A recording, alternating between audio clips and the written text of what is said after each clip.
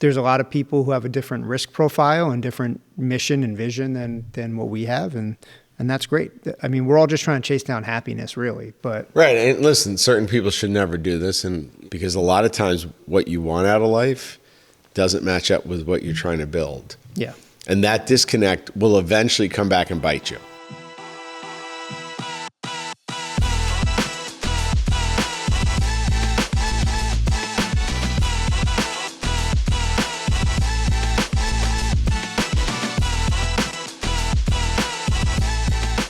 So T and I talk a lot about why we're doing this in 2 or 3 days, and it's late at night and what keeps us going. And then other people ask us, usually family members or pseudo friends, sure, say, what keeps you going? So I thought it was a good topic for us to discuss, because when you're on your own journey, and we meet a lot of solopreneur inventors, they're by themselves. You're by yourself. You're spending a lot of time by yourself, and anytime you look in the mirror, like, what the F am I doing, right? And we still do it. We talk about it. Like, well, I mean, we talk about this a lot, but having a clear sense of mission, like we talk about, but also, you talk about building a team. It's important both for the substantive work, but also kind of like your small network and then your big network, right? So for me, the small network I think of is like the people I talk to day to day, week to week, who are in the industry, who kind of live a similar life that help keep you going. That sometimes you just need a phone call or a text message or silly stuff on Instagram or whatever it is. I think all that stuff makes it less taxing. or lonely. Less lonely, for sure. But I also think people don't give themselves enough breathing room. Like, it's okay to step away for a little while. Yeah, and it's okay to if question you can. it. And right. it's also okay to question it. I mean, Well, I think you should always question it. I feel like that kind of runs counter. I think a lot of times people get the advice of like, be all in and, 100% all the time.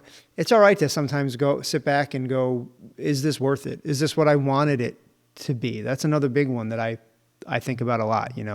The thing you set out doing oftentimes transforms, and is the thing you're doing and the path you're on what you wanted it to be, Yeah, and what keeps me going beside BSing with you or Sure.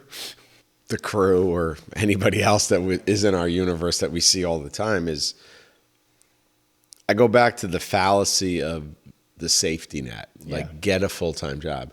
There is no safety net. Yeah. And I'd rather be doing this and literally falling asleep in your parking lot for a few minutes. I've slept there a few times. Yeah. Me too.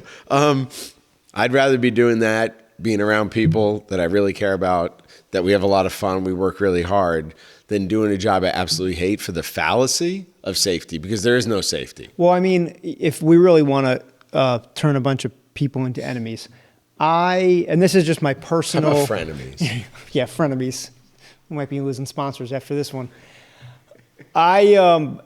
Listen, I think that it's important to plan for the future and to have a financial safety net to plan for things going wrong and all that. But personally for me, and this is completely personal, the idea of the average man lives to be 75? 76. Yeah, 75, 76. Figure you start working at 18.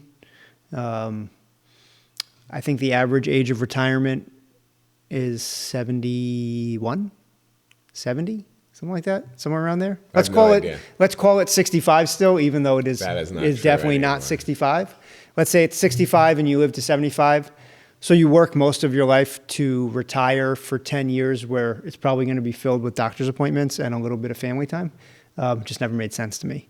So for me, me and my wife, we talk a lot about, I'm big on game theory. And so like you can literally game theory out some of your decisions and the possible outcomes.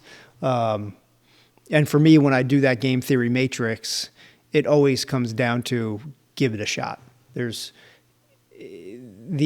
or like you talk about negotiation strategy, you're BATNA, right? Your best alternative to a negotiated agreement, or your best alternative to the ideal outcome, let's say. You can always go get a job. You know what I mean? There's no harm in it. I'm not knocking it. There's a lot of people who have a different risk profile and different mission and vision than what we have, and that's great. I mean, we're all just trying to chase down happiness, really. But right, and listen, certain people should never do this, and we get bashed a lot for saying that, because the trend or the fad right now is everybody can be an entrepreneur. You can get a degree in it, which I still think is the most ridiculous thing ever. But at the end of the day, people will tell you, and they still to this day tell me, go get a real job. Yeah. Like, I've never had one.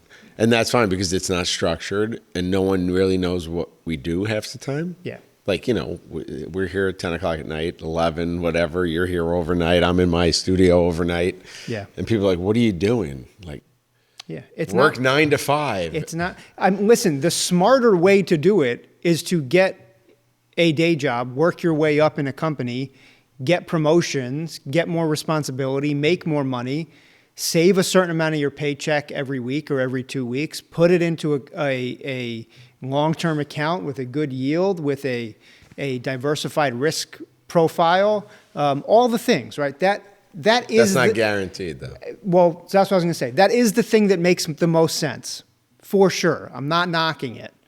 But like you said, the fact that people think it is guaranteed is a fallacy. And if you're not sure about that, ask anyone in November of 2008. You know what I mean? Where all of their retirement accounts that were nice and safe and diversified left them. And all the GE retirees that lost everything. Or I worked with GE welders that had 27 years in the company, were looking at retirement, and were given a choice to either go back in the field or take a layoff.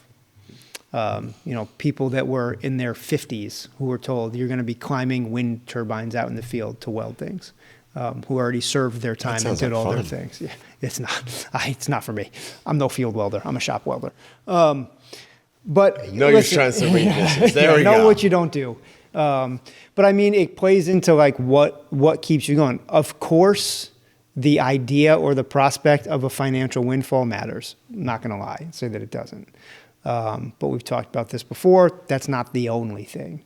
That is a part of it, but it's not the whole. Well, you hear this a lot, right? It's the journey, not the destination. Mm-hmm. Because it's all those special moments leading up to whatever happens, because you can't always control the outcome. I don't care how well you plan. I don't care how smart you are. I don't care if your strategy's perfect, your product market fit. Yeah. Like, pick everything. There's some variable that can take it off. Yeah. And I also, and this is again personal, but I don't care how much money you have. I just don't. There's plenty of people I've met who have a ton more money than I do. Plenty of people who played it safe and have a ton more money than I do and have financial security, and probably financial security for their kids, which is great for them. It doesn't do anything for me. It just doesn't fulfill me in any way, shape, or form.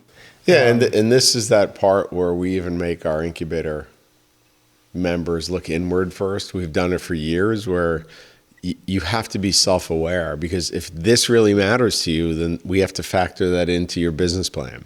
Yeah. Like, we don't separate business from person, because it's impossible, especially at an early stage, because you are the company. I don't care what you're building, you are the company, right? Fabra will always be T. Mm-hmm. On many levels, the film and IFB will always be me until I leave and somebody else takes over. Yeah. And then I drift into the unknown. Yeah.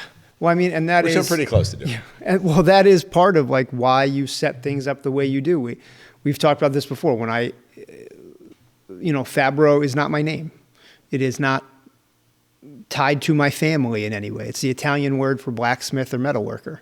It is the root of the word fabrication. It is tied into what we do, and it is set up to eventually one day, hopefully, like you said, I can hand it off to somebody else. My goal is to build the brand enough to the point where I can do that. But you got to look at the things that are important to you and then decide at what is your walkaway point, right? Just like going into negotiation. What's your walkaway price? What's the price where you go, I will pay up to, and then after that, it's not worth it. I always knew what that was. I had full-time jobs before. I worked both in white collar and in blue collar. And at the end of the day, I just was never satisfied or fulfilled or felt like it was worth it. No matter, I mean, there was a job where they gave me promotion after promotion. And when they said, is there anything else we can do to keep you happy? And I said, yeah, I want to move to part-time. And they were like, you're going to make less money. And I was like, yeah, I don't care. I want the time. I want the time to be able to come here and work on the things that I'm passionate about.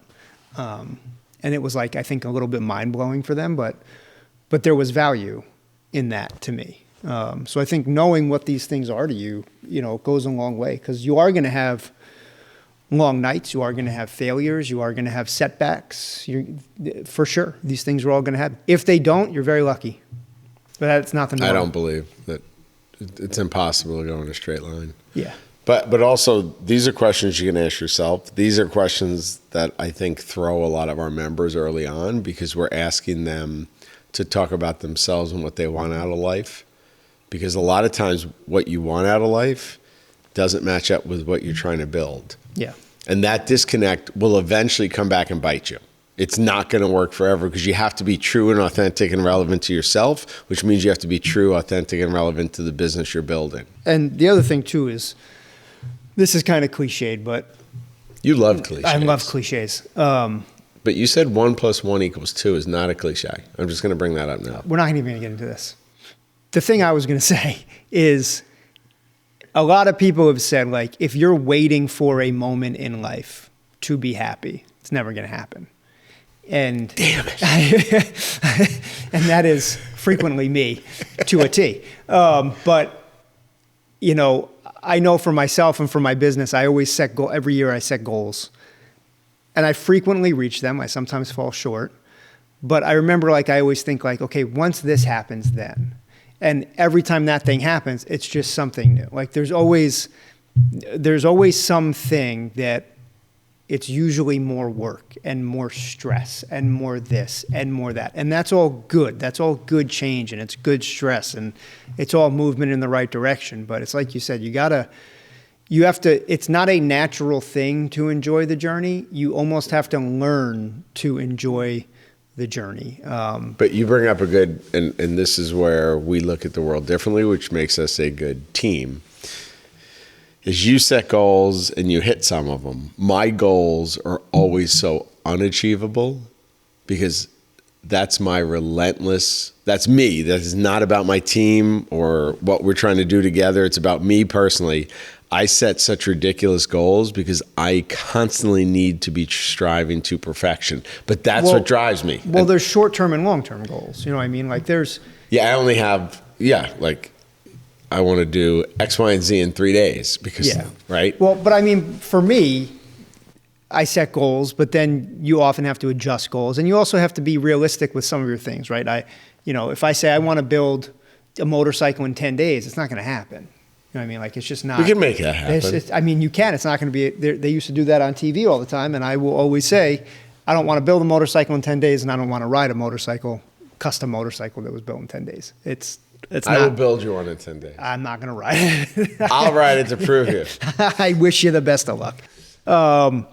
But, these are the things that have to keep you going, is trying not to, it's easier said than done, but not getting bogged down in the day-to-day failures and looking at the bigger picture. You know what I mean? But also you have to be realistic of what your responsibilities are. Yeah. We've met a few people here that want to do X, Y, and Z, but they have all this stuff on the side that is literally going to take them away from the focus that's needed. Yeah. There's nothing wrong with postponing. Yeah. Based on family dynamics, whatever it is, right? There's health issues, Or we do all the time. We say, hey, these are a bunch of things we have to do. And then you go, okay, well, next week I'm out of town. All right, the week after that, I'm at a family thing. The week after that, I'm going to be slammed with work. Things happen, and you plan for that and allow for that. But I think having that team to support you and help you through that for sure helps. But I think it all starts with you. If you don't have the ability to drive through it, right? Like we were talking about football before. Go Giants. We're not even going to get into it. But You don't want to engage in any argument. I'm on a journey of peace tonight. If it's just like, hitting your blocks or if you're on the line and getting up under and driving forward or hitting the sled, whatever, and you drive that thing backwards, like that's what it is. You have to be that force. What are you, Malamute? You got to be the force driving your business. And if you're not, you need to have people around you where you can step away and have them drive. Because it's going to get rough, honestly. Well, I think, we're always brutally honest with our members and our audience. We're at that point now, right? We're here late at night trying to get the incubator. We have 2 incubators starting in a month's time, which is a positive, right? Yeah. Multiple nights in a row. And then we have to have the crew work over hours to get our time in because we're not together during the day right now. Plus our regular Right, all the other stuff we have to do. And that's where we're like, okay, we have to raise money to build the commercialization studio so we have more resources to take the added work, but also knowing that we can't do justice to everybody we have responsibility to. And I'm looking behind the camera, I'm looking at the incubator clients, I'm looking at our own families. Yep. So that was an honest conversation and a few arguments we had. And, we've talked before that this fund, I'm still the last one that bought into it, and I'm not disagreeing with it now, but that was some brutal conversations. Yeah. I mean, it's... I just that keeps us going, too, because it's not like, I just hate this. It's not... Well, and I think, so even talking about that, a lot of people we talk about fundraising. If I just had money, I could do all this stuff. You can. It's not going to change. There's still going to be a bunch of bullshit you have to deal with. And it's probably going to be exponential. Mm-hmm. It's not going to decrease. I think, and I've been guilty of it in the past where I was like, if I just had funding, I could hire and get all the equipment I need. Okay, well now you just laid out $500,000. You better start making money within 6 months, if that, to start paying back investors because they're going to want that investment back. That's a whole different type of stress. We're looking at, bigger building, more space, more equipment, bigger overhead, all new numbers, all this kind of stuff. Again, pushing your comfort zone. It's outside of what I'm comfortable with. I'm comfortable with the nice safety net of the number in the bank, and we know this and that and the other thing. And then you go, well, we're either going to grow, and to grow we need these things, which means that number is now all the progress is going to dwindle in the hopes that it makes exponential progress on that, which I think it will. But a lot of people don't have that risk profile. They look at the number and they go, great, take that, walk away or stay as is and do whatever. That's all personal decision making, but you brought up a good point though, because the whole conversation is because we're getting asked, how do you keep going? And we're doing 4,000 things every day, and we're in 2 or 3 different cities every day, and we're just constantly moving. And how do you keep it going?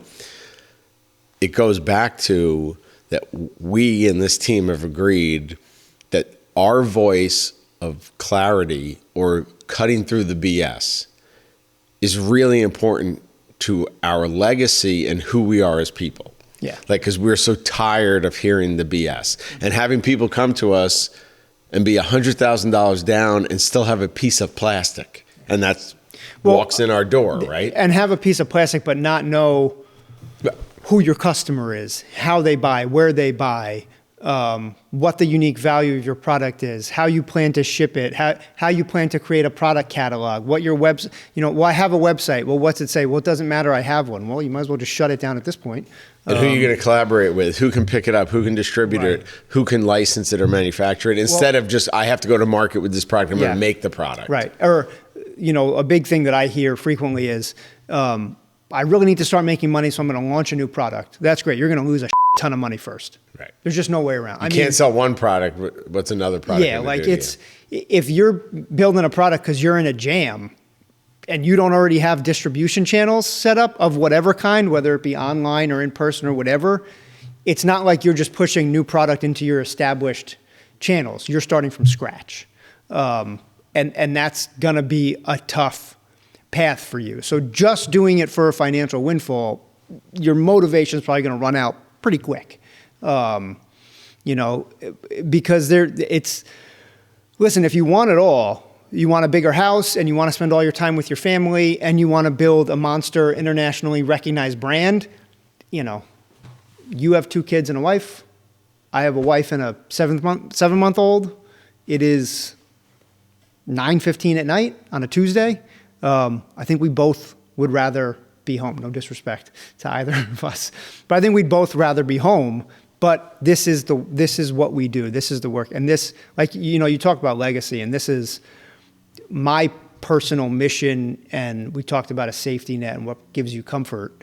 What gives me a lot of comfort, and this is a little hokey, and I know that, but every piece I've built through my career, one after another, that is my legacy. And that speaks to who I am, both as a craftsman and as a person, you know, and it gives me comfort that if I drop tonight, my kid will see those things and know who I am. So that's my mission and my vision and part of that. And that brings me comfort. And quite frankly, it brings me way more comfort than any dollar number. But that is my personal right. And that's mission where everybody in life. Has to get to. Right. And that's what you really need to find, right? Because that gets me through the night when I have to work all-nighters a lot more than the money. I'm going to make $50. Yeah. Like, and the money, I'm finally getting to a point, we're getting to a point where the money is what it should be-ish. But that's what I was saying before. Like, I always said, if I can do this, if I can get my number, if I got this, if it were that, it would be worth it. It's a moving target. And then you get it and you go, I'm still working through the night. My equipment is still breaking down. I'm still dealing with this. FedEx is still sending me a bill for something that never happened. It's still the bullshit, even with the number. And the number, while it helps, doesn't in and of itself make it worth it. To me. All right, we're being told to cut it. Support our sponsor, Peoplease, for all your HR, benefit, and payroll needs. Yep. They'll be on set soon with us, talking all good things about being more efficient as a business.